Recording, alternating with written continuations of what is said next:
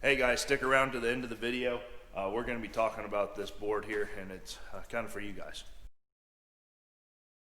Well, everybody, welcome back to the channel. Bandit and I are in the shop today. I'm going to be doing the requested shop tour video, and then also kind of looping in some other stuff into this video as well.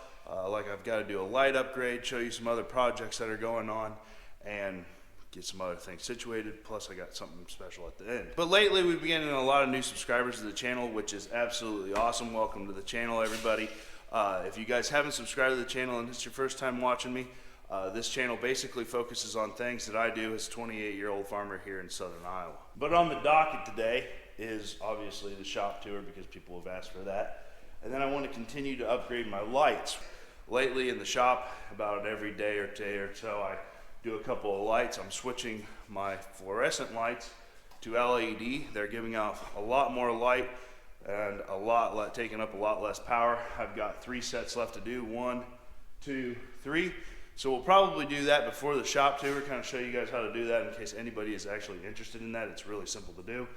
Good plan? Bandit approved. I guess before we start that, I'll show you what the project that I got to work on with this. Here's the snow blade right here. I'm waiting on some fittings to come in. I'm actually going to be changing the fittings on this tractor, the snow blade, and a couple other attachments all over to the Bobcat quick attach. That way that I can continue to use everything on the same universal. It's like that Kubota right there is the only one that doesn't have these Bobcat style, or I call them Bobcat style, but Kubota, or I don't know, skid steer style quick connects. That's there. We'll go with that. Okay, now let's move some stuff.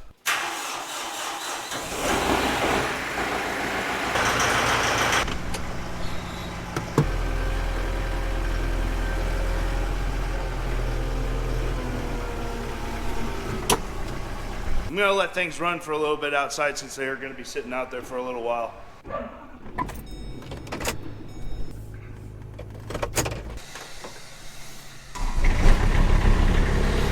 Coming in. This dog loves to ride in this goer. He doesn't really realize that I'm just pulling it over here out of the way a little bit.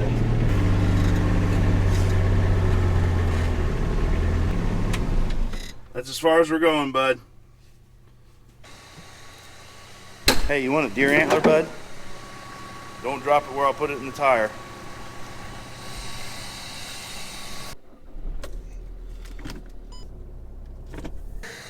Get it, bring it here.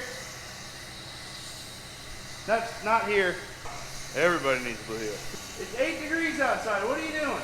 Come on.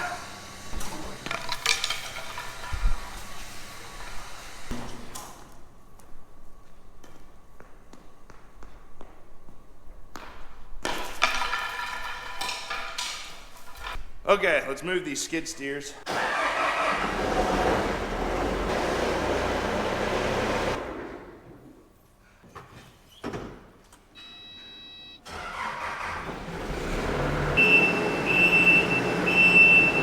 That one also needs a bath pretty bad. The last time I was using it, I was hogging in some mud, obviously. So I'm gonna sweep that up, and then after that, we're gonna climb up there.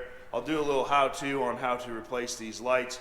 I will put a link in the description of which ones I use. These are like 8-foot T12 replacement bulbs, and I think that they are 7,000 lumen piece, I believe.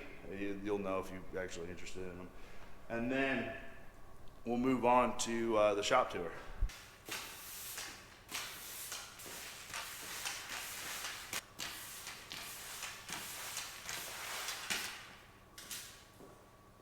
You help it?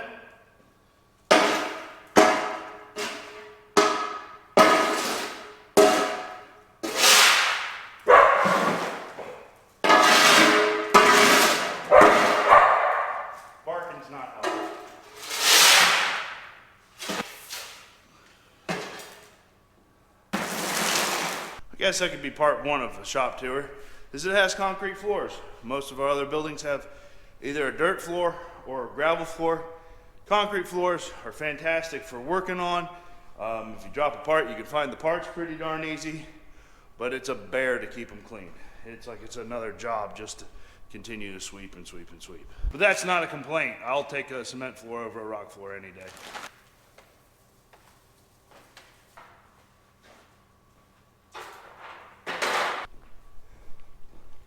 So for tools, here's what I'm using for tools. I got a couple of wire nuts in case you need them, and then strippers, snippers, and snippers. That's all you really need for tools to do this. So, and then also it helps to have an assistant, so I'm gonna go grab Wayne. Can I get some assistance? So the first thing you gotta do is pull the light bulbs out, and they push in on one side and relax on the other. Okay, so then on these bulbs, right here, there's two deals that have like buttons out, and you gotta pull those. They say that if you're not a trained professional enough to do these, I'm not a trained professional. I have been shocked a bunch of times, so I do know when I'm not doing something right. So at least, yeah, so if you're not good with electricity, don't do this, which I'm not great with electricity, and I'm still doing it, so take it with a grain of salt. Let's get this done. But don't worry, I've got an old railroad electrician down there helping me out, so he'll be able to catch me if I zap myself too bad. So to do these things, this here is called a ballast. Yeah, a ballast. These are all in the fluorescent light bulbs, and it's actually warm, so that warmth's not being very energy efficient. So what you have to do is actually snip the wires here, and then you put the power to one side and the neutral to the other side. And then also the first thing that you need to do is turn the power off to those lights. We snip these. Supposedly some fixtures only have like one light to this, or one wire to this side, and this side has two wires, and blue goes to blue, or yada yada yada. It doesn't seem to really matter on this. So all you gotta do is put the power to the other side. For this, unfortunately, these wires aren't long enough to make it there, so I've just been stripping this wire right here, which isn't the heaviest wire, but it's working. It's not drawing a lot of current. And then stripping these wires here. One, two, strip, put all these together into a bunch, which supposedly it doesn't matter which wires you go to which side, but I've just been doing the black to the colored side on all of them, so it's uniform. And I just wire and nut these together. You could probably solder these if you really wanted to. Also, if you wanted to, you could remove the ballast. I don't see any reason to do that. For this situation, on this side though, the white wire's in a good enough spot that I don't need to keep that in there. So I take then the yellow wires, strip them real quick, and put them all together like a happy family. Wire nut it. So there's that. That's basically the rewire for putting these bulbs in.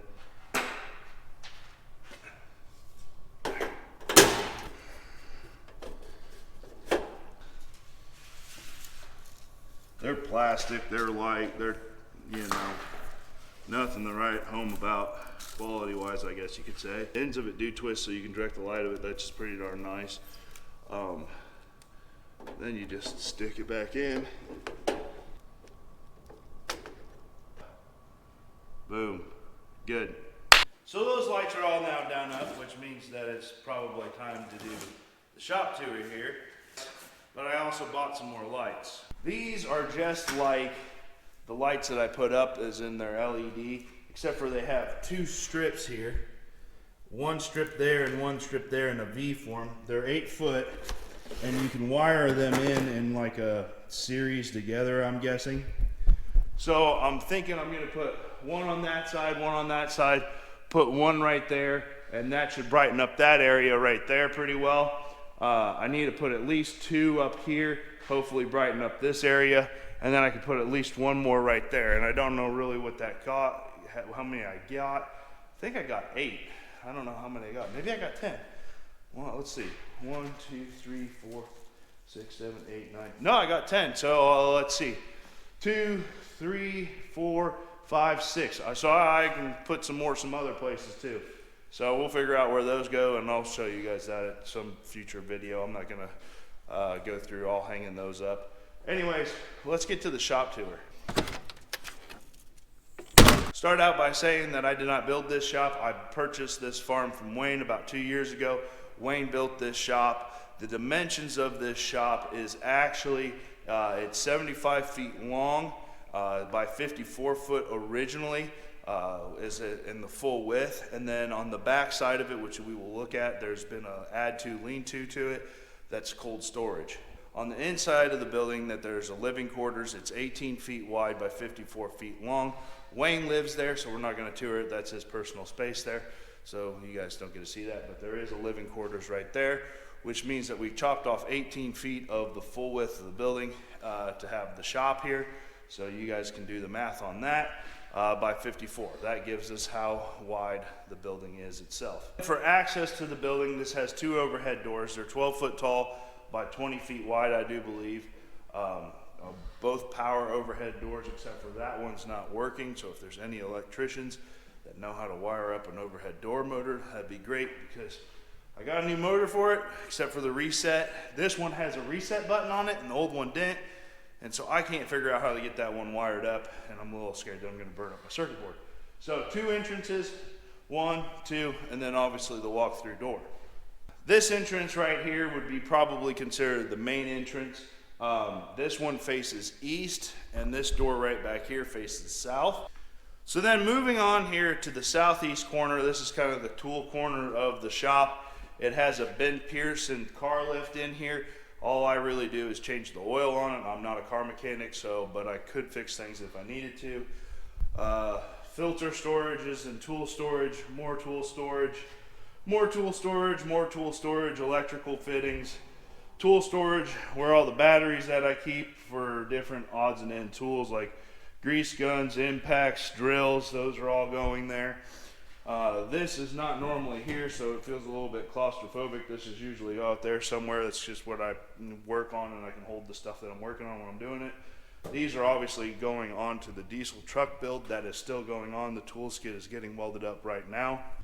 This is just another workbench. Those are the tools that are going to be going into the Montezuma box. This is not normally where the RTV is parked. It's normally over there. This is Wayne's main ride. He goes cruising big time with Bandit in this thing. Has a stand-up air compressor in here with an air hose for an air supply. It does not have air supply plumbed throughout the building. It's just right here. If I need more air, I can just add another hose to that, and I can reach throughout the shop. This is the catch-all bench. That is a pain to keep clean. So, oh, and here's the old motor. So it didn't have a reset button, and so if it didn't have a reset button, I could rewire that one up, no problem whatsoever. This toolbox is where I keep the tools that I use most of the time, where, you know, wrenches and things like that. That's where I keep those tools, the common use tools. Those where I keep all the fluids and everything else that I need on a day-to-day basis to work quickly, I guess you could say. Moving on, this here is the secondary door where I can pull things in and out that are going to be sitting here for a while. The 6430 is in the shop right now because it has a coolant leak on it. It's a very small coolant leak, and it only leaks when it's cold outside. So I've got to tear into that, figure out where that coolant leak is, and get it fixed. So then we move on into what would be the southwest corner of the building. This corner is kind of the metal work, welding, and oil change corner. I've got all the odds and ends of hoses, fence pullers, clippers, everything like that. I got a 55-gallon drum that is pretty much just being used as a bench. Kitty litter oil soak that I use way more than I want to. An old air compressor is there. The metal chop saw, the band bridge, those are pretty darn cool. An older welder, a case that you keep all welding type of things in. Newer wire welder, this is my father's. I just brought it in here for the winter, so if I'm doing welding projects, I'm a lot better with that thing than I am with one of those. Hydraulic press, oxyacetylene torch, tool storage. I don't even know what's in that one right now. Same with that. Those are kind of catch-all deals. This here is a phone call. This is Ben. Hi. Hey, Marriott Hotels. This here is what I can wheel around when I'm changing oil. It's a move around tray. It works pretty good. Got an old post hole digger still hanging from the ceiling right there. So then moving along what would be the west wall, There's a tire tank changing machine, an old chair, planer, more storage for some ag leader stuff that I've got there. And then another catch-all corner here in this side. And then we'll take a peek out here into the lean-to. So then this here is the lean-to. Keep a mower in here, disc mower in here, the old paddle boat, rotary mower, and bush hog.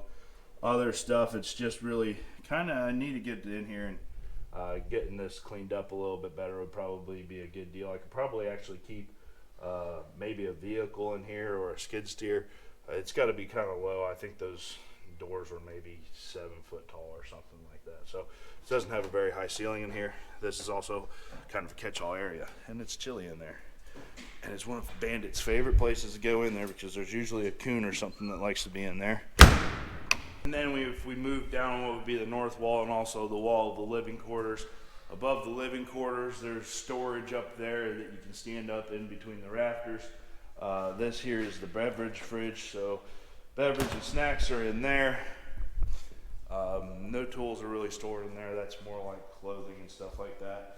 This is a catch-all bench that needs to be cleaned up and moved. This is kind of the power washing cleaning station area there. I keep it right there. Then that's obviously the entrance to the living quarters. A food fridge, the power station, a very old deer head, and the door. So that's kind of how this shop's laid out. I try and keep it as clean as possible. It's a shop, it's kind of hard to do that.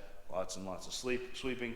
But in terms of air conditioning and heat, there is no air conditioning. Your air conditioning is put the doors up and let the breeze come through. But since it is actually like insulated pretty well, it will stay pretty darn cool in here. For heat, there is forced heat that is off of LP. I can tell you a story about that. About 3 years ago or so, Wayne couldn't get the heat, the light, and the thermocoupler is maybe what they call it, which senses when the pilot light's on and will release gas, went bad. And so I was up there trying to light it and trying to get the pilot light to light, and it wouldn't release the gas until I accidentally got the thermocoupler warm enough. As soon as I got that, released the gas, boom, no eyebrows for Ben. My dad and Wayne were laughing hysterically. So then we can hop outside real quick and I'll show you guys the other shed. So this right here is the other shed. This is where Wayne keeps his mowers. Wayne is a mowing man. He mows about 7 acres of this ground. He keeps it nicer than a golf course. I would show you guys what's in there, except for this lever broke on me when I went to open it the other day. So Ben's got to break into his own building because there's no other way to get into there. So if anybody's got any ideas how to get into that, let me know. It's spray foam insulated, and so I'm thinking I might have to cut a door into it. I don't really want to do that. But anyways, that's kind of the shop tour here. So now I'm going to work on my next project that you guys might be interested in. But if there's anything that I missed or anything that you guys are still wondering about this shop, put a comment in the comment section below and I'll do my best to answer it.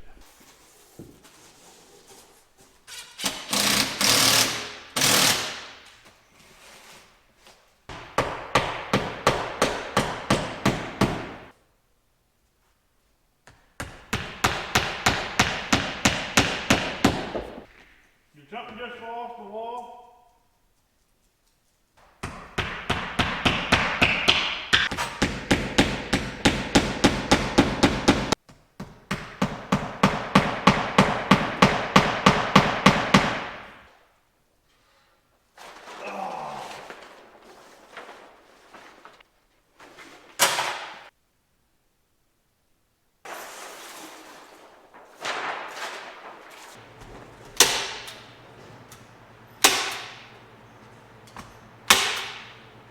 That's better. It is. It's just barely right size. So like that. I tried to nail it.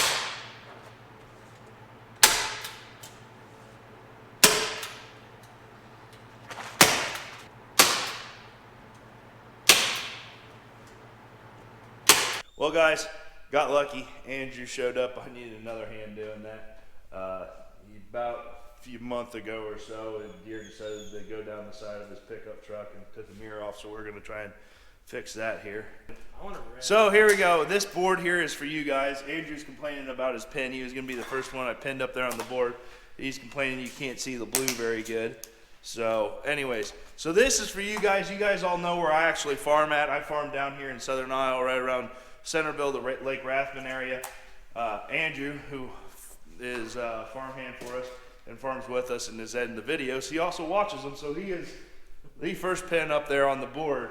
So in the comment section below, if you guys are a subscriber, and you'll have to be a subscriber. If you're not a subscriber, hit the subscribe button, because that's how I'll filter it. Let me know where you guys are viewing from, and I'll put a pin up there on the board. And also, if you guys have a YouTube channel of your own, let me know that in the comment section below. I was a YouTube producer. I am also a YouTube user, I guess, so you could say. I watch quite a bit of YouTube. So it might be interesting to find some other good YouTubers that way. But anyways, let me know where you guys are from. On another note, I've had quite a few requests to get a hat. Molly has set up on my website where I can sell these hats. I only have 2 of this style left, and then the rest of them are the new brown ones. But they're really, I would say that these are probably some of the nicer hats, as in like quality-wise the hats that I've ever had. That's why I continue to wear them. They're an actual legit leather patch hat that's hand-stitched on with the Iowan logo on it. Those are on the website. And also I had some people ask me why the A, the N, and the F is capitalized on Iowan farmer. That goes back to when Hayden Fry during the 80s put A and F on, and it's still actually on the Iowa football team's helmet. It's just to raise awareness for the United States, the importance of needing farmers. So it stands for America Needs Farmers. Anyways, the link to the website is down below, where you can go to get hats. I'm also going to be ordering some t-shirts, so this will be the design of the t-shirts. I'm doing kind of a pre-order type of deal with those, so if you want one of those, you can order them in too, and we'll get those sent out as soon as possible. If for some reason I've never sold anything on the website before, if it's not working, let me know. Send me an email. The email address is also down in the description, and we'll get things set up from there. But this will be pretty cool to see, and if you guys let me know, you will get a pin up there. Thanks, guys. We'll see you in the next one.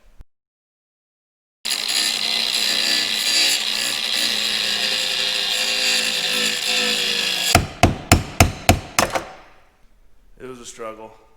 One of the spinner nuts on the back end of this What's spinning? was spinning when it wasn't supposed to be spinning. So we had to persuade it. Got her dead.